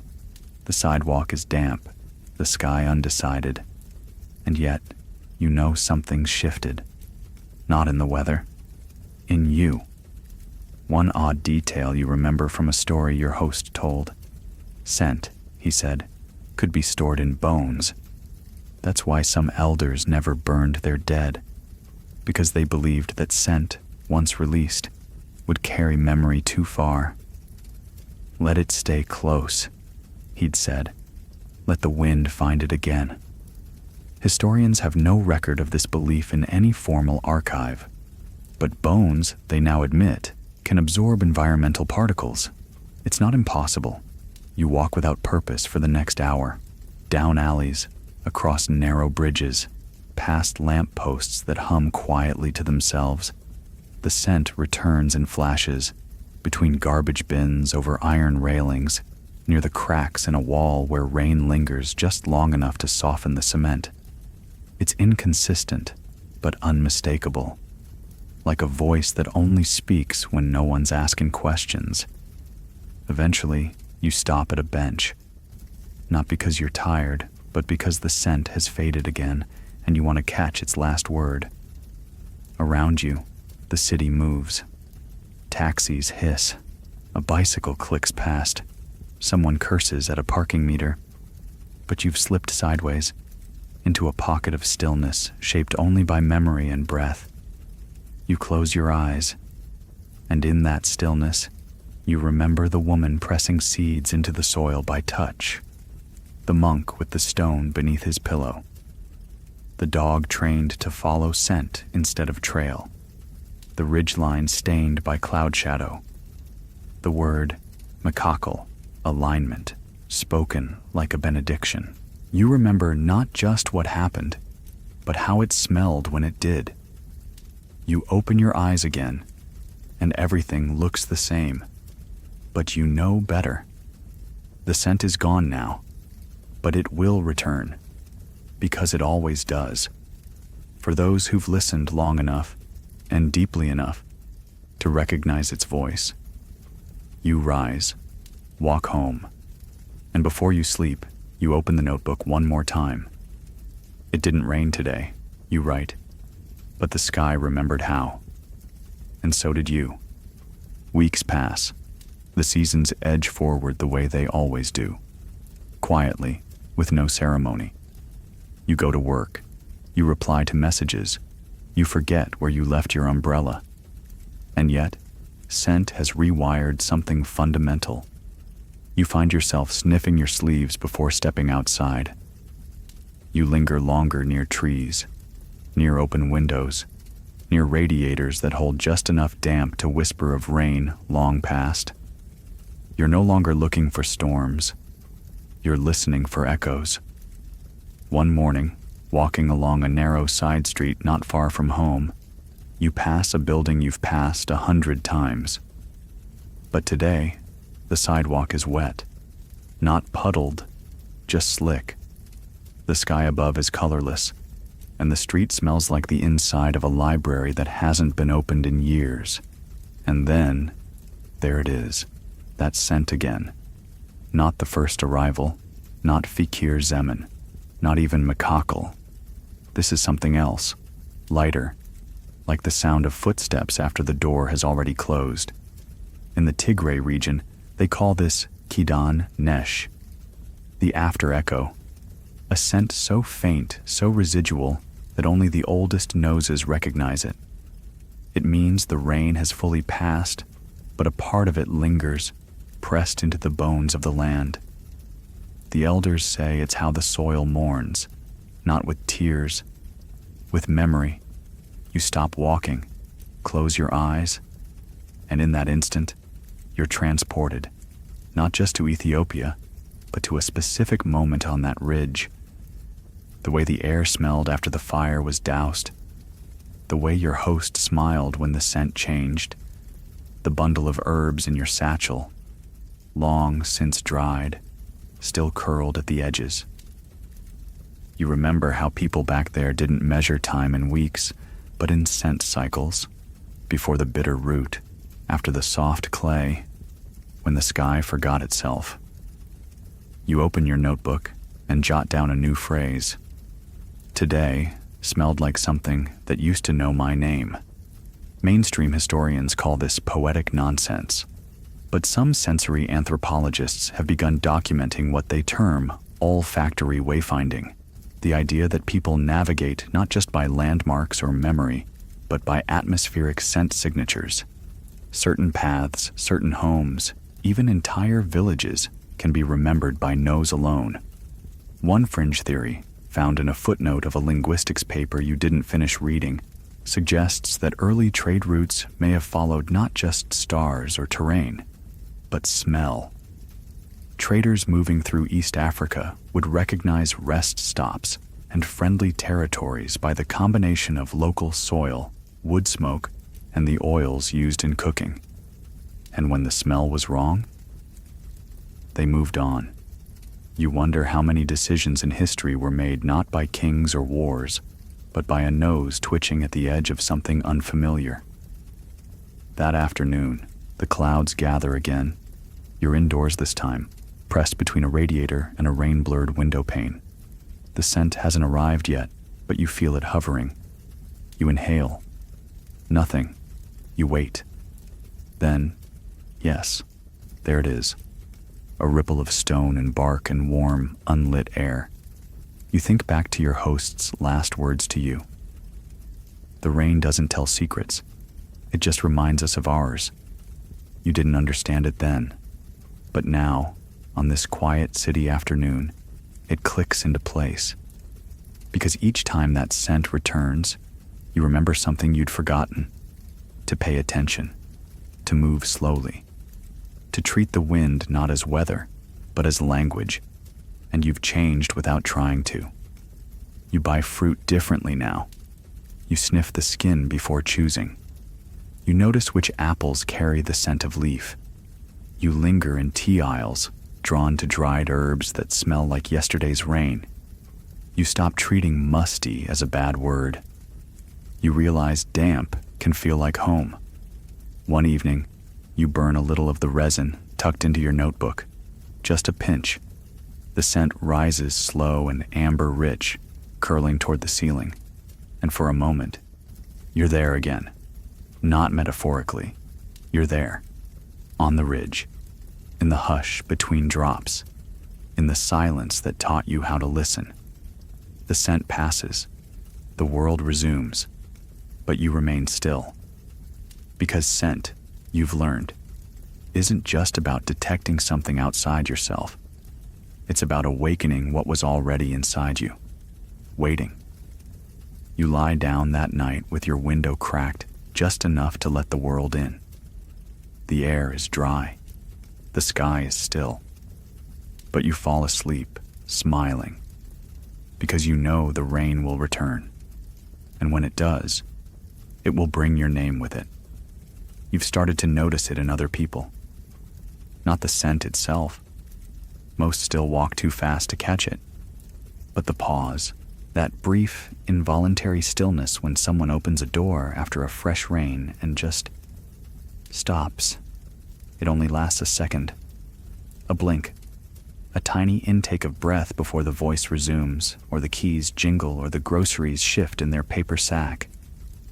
But it's there, and you recognize it now. Their nose has remembered something, even if the rest of them hasn't caught up yet. One afternoon, you walk past a community garden fenced in by rusted green chain link and overlooked by power lines. A little girl crouches near a square of recently watered soil, sniffing it with all the focus in the world. Her grandmother watches from a bench. She always does that after the hose, she says, not to you, but to the air. Says it smells like something kind. You don't interrupt. You just keep walking, feeling that phrase ripple through you like a warm current. Something kind.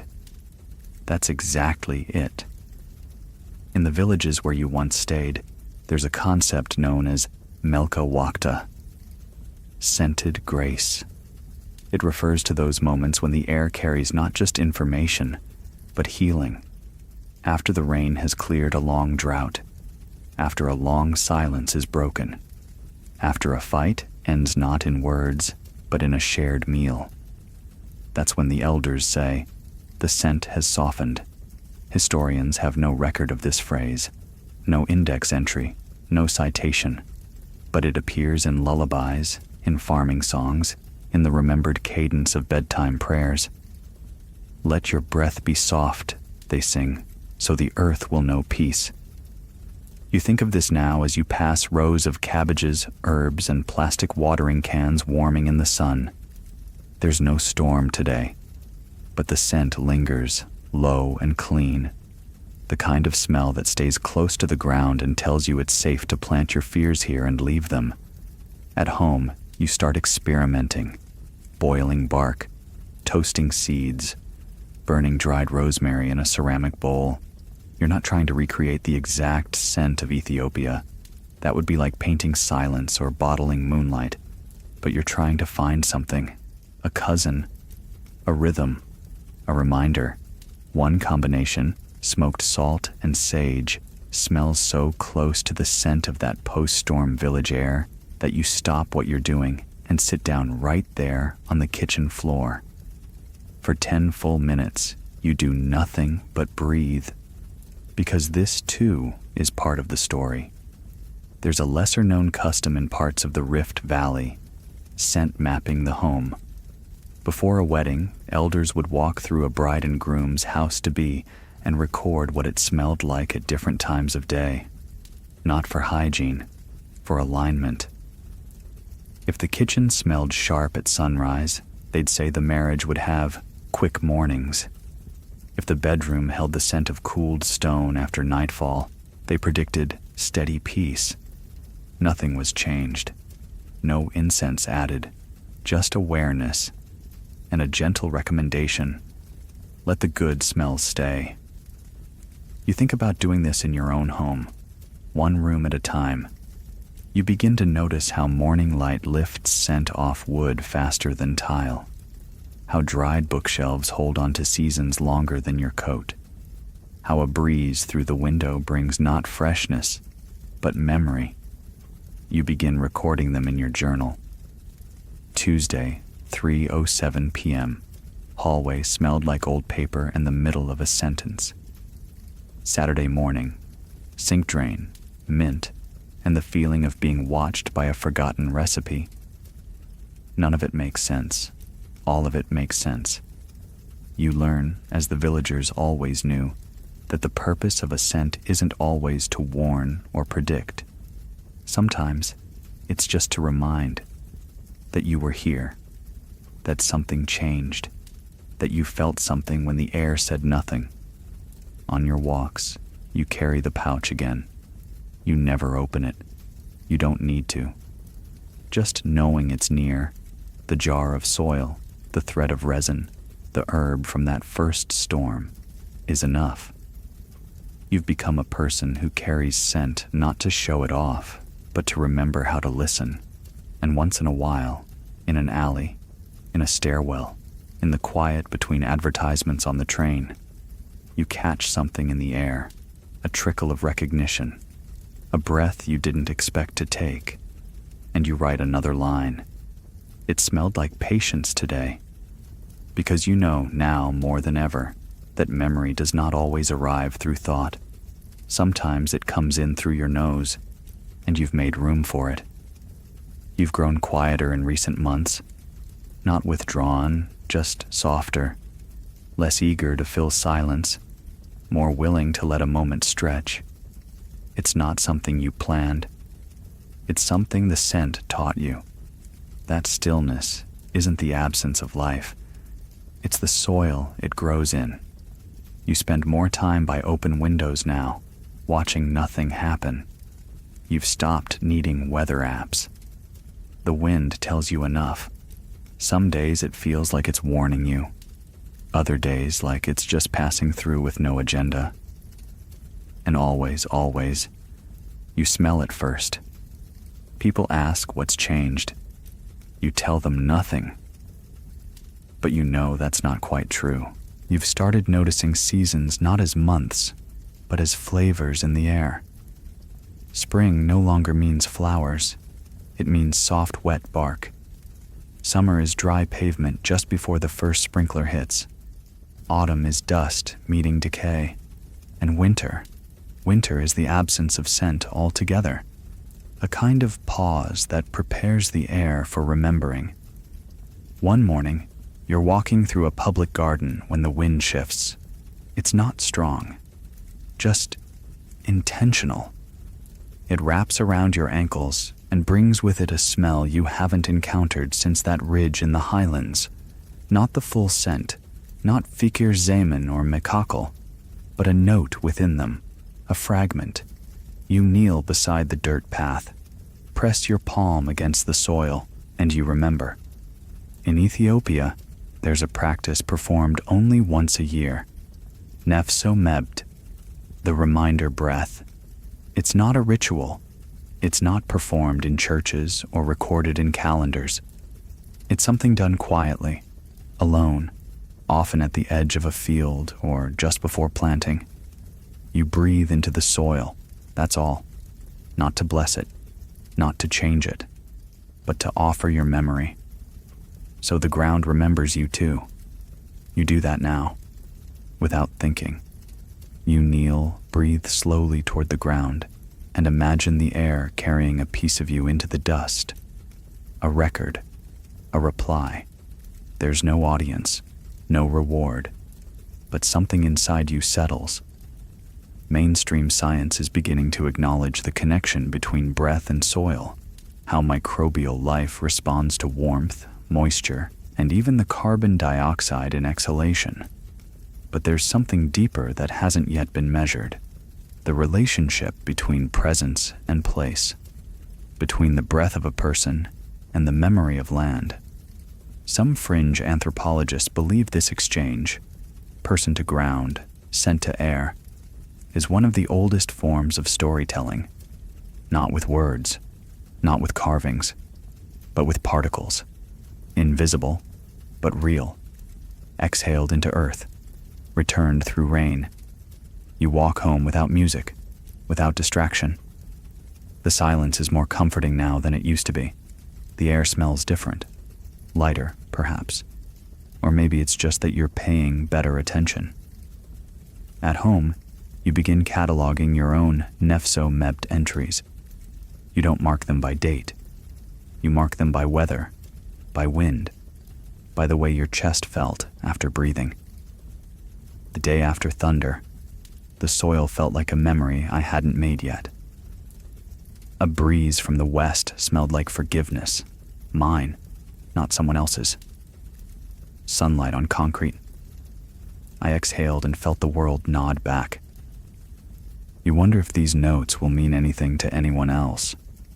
Then you realize they don't have to, because every time you write one, the air feels a little less anonymous. You're no longer trying to capture scent, you're trying to return it. One strange observation: when you begin recording scents regularly, time feels less linear. Days become chapters not of events, but of air. You no longer say, last Thursday. You say, the day the air smelled like almond bark. And strangely, your memories sharpen. You remember more. Not because your brain is working harder, but because your body is involved now. Your breath is part of the record. There's an old saying your host whispered just once, almost offhand, as you stood beneath the sycamore tree after a rain. What the mouth forgets, the nose will carry. You didn't write it down. You didn't need to. It wrote itself into your breath. And now, as you watch the light change in your window and feel the scent of night beginning to gather, wet stone, cooling metal, a faint thread of rosemary, you breathe in and realize something. You haven't been following scent all this time. You've been following yourself, and the trail was always there. You wake one morning before the sun and before the alarm to a room filled with a smell you didn't expect. Not perfume, not soap, something older. It's the scent of rain evaporating off stone, even though the sky outside is dry. It's the smell of memory. Not memory as thought, but memory as atmosphere. You lie still for a moment, eyes barely open, as your breath confirms what your body already knows. Something has returned. Later, when you open the window, you realize it's not raining. It hasn't rained. And yet, the scent of distant rain, azafir they called it in the highlands, is riding the wind. It's what villagers described as the rain walking home from somewhere else. A scent carried not by local weather, but by distant storms, whispering across mountains and through valleys. You breathe it in and feel a twinge of longing, not for a place, but for the way that place taught you to live. That longing has a name too, Yemisel Zeman, the season that shapes the inside. In many Ethiopian communities, it refers to the weeks after the last rain of the season. Not a time of growth, not a time of planting, a time of listening, of taking stock, of turning inward. You never knew that season had begun for you, but you're in it now. Your notebook is half filled with scent entries, some short, some rambling, some so vague they read like fragments of dreams. Sunday, air smelled like wind, leaving a question unanswered. Wednesday, metal and moss, like waiting for a letter that already came. This morning, wet bark and something shy. You're no longer writing to remember. You're writing to stay in rhythm. Each scent recorded is a beat in the long, quiet song of your life, not a melody for others, a hum only you can hear. You meet a friend for tea. The cafe smells like cinnamon, oversteeped black tea, and warm ceramic. You mention the air that morning, how it reminded you of stone gardens in the highlands. Your friend smiles politely. They don't smell it. That's okay. Back in Ethiopia, scent was never meant to be shared like sound. It wasn't broadcast. It was breathed, intimate, felt alone, even when others were present. There's an odd custom you recall now. something your host mentioned once when passing by a pair of travelers whispering to one another at dusk. He said they were practicing ankakek, the sharing of smell without words. It wasn't romantic. It was trust. Sitting beside someone after a storm and seeing if they noticed the same shift. No explanation, no discussion. Just a nod, a pause, a breath held, then released. Historians still question whether this practice was ever real or just a poetic way of describing silence. But either way, it stayed with you. And now you wonder, how many people have sat beside you and shared a scent without saying a word? You start to recognize this bond in passing strangers. A bus driver who inhales sharply before opening the door on a humid morning. A woman in line behind you who tilts her head ever so slightly when a window opens. A man on a park bench sniffing his sleeve like it holds a ghost. You don't speak to them, but you nod. Internally, quietly. It's enough. There's a new kind of journal entry forming now. Not just notes about what you smell, but what the scent asks of you. It wanted me to pause today. The smell was listening, so I tried to answer softly. No scent, just breathe. And that was the point. You've stopped fearing the days when no smell comes. That too is part of the rhythm. In the highlands, they called this guff yabal, the air with no story. It wasn't absence, it was rest. A deliberate quietness between messages, a silence to let the land recover from too much speaking. And when the scent does return, as it always does, you welcome it not like a messenger with news, but like an old friend who doesn't need to knock. You light a small fire in your room that night, just dried rosemary and a pinch of frankincense crumbled onto a clay dish. The scent rises slow, thoughtful, familiar. You let it speak. You don't rush it. You sit in the dark, and you breathe. Because you know now what scent really is. It's the soul of stillness made visible. It's the shape of the unseen world. It's the memory of rain carried in the air, waiting, always, for someone quiet enough to listen. The next scent comes when you least expect it.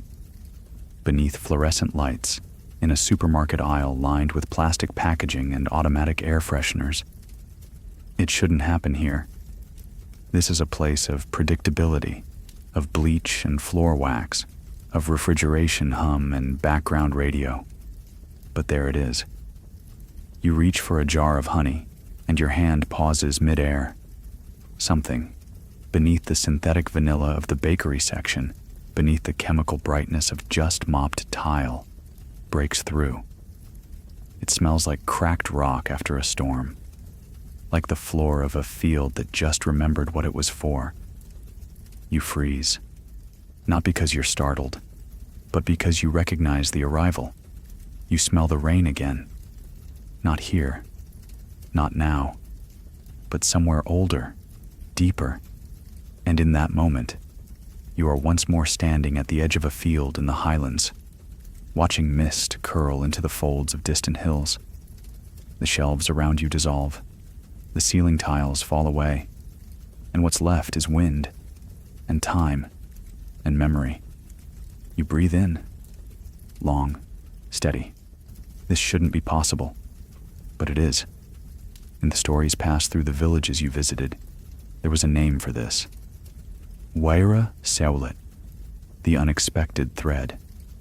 It refers to the moment when the scent of an old rain returns in a new place, for no reason but memory. It's not considered mystical, only rare, and always welcome. A small reminder that scent, like story, travels in its own time. You take the jar of honey, not because you need it, but because now it's part of this moment.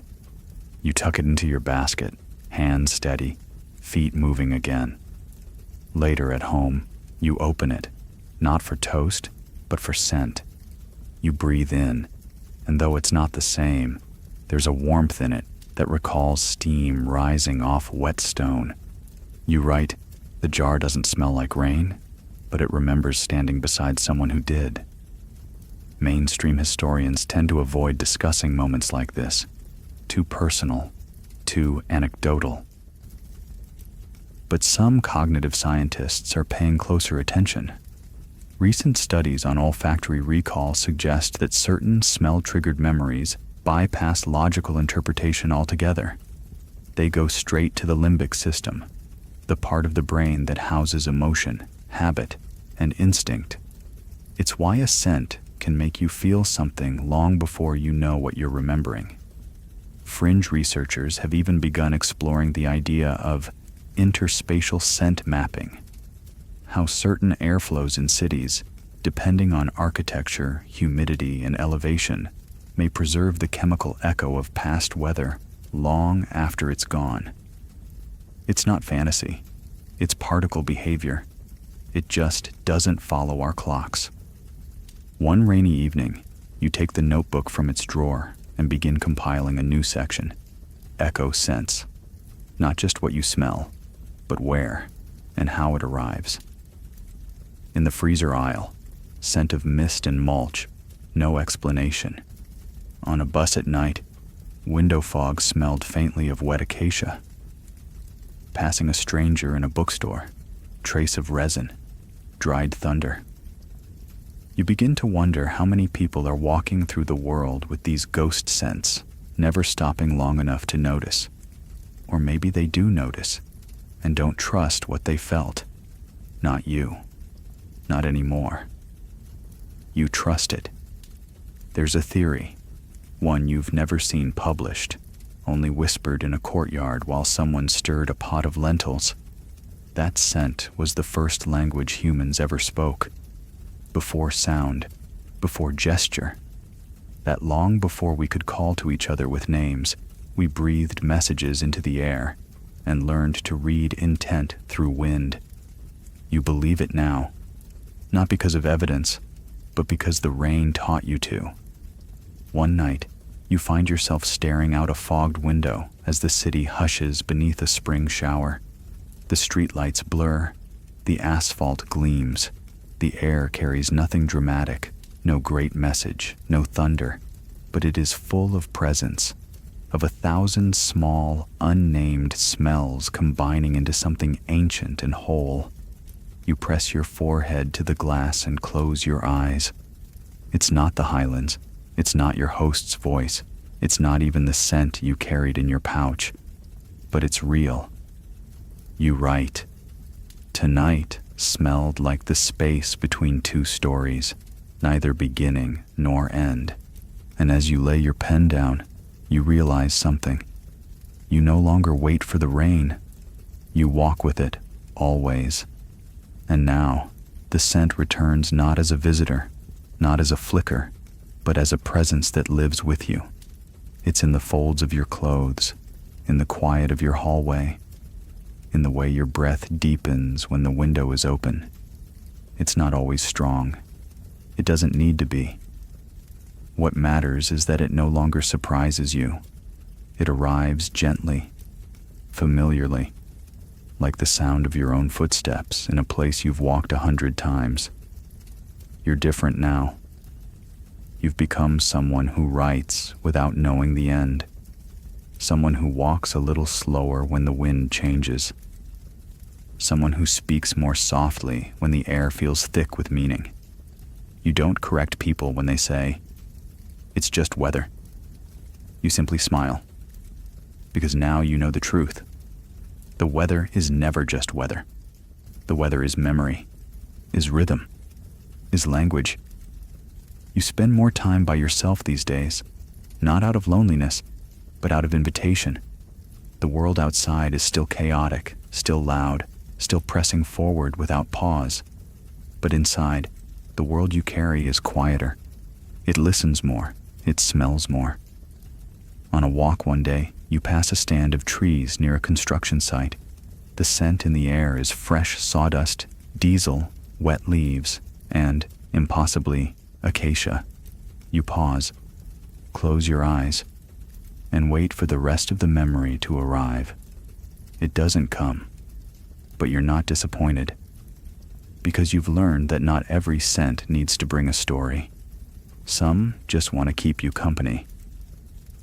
There's a word for this in the hills you once called home. Semai diresu. When the sky rests near. It's not about storms. It's not about heat or cold.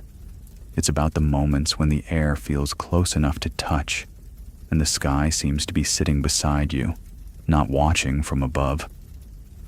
You write that phrase down. You write everything now. Because the language of scent, the one you never meant to learn, has made you fluent in silence, fluent in pause. Your final journal entries are no longer trying to capture the scent. They're trying to mirror it. The scent today, a song that didn't need a chorus. The wind remembered something and let me feel it pass. There is no end to this story, only more air to breathe.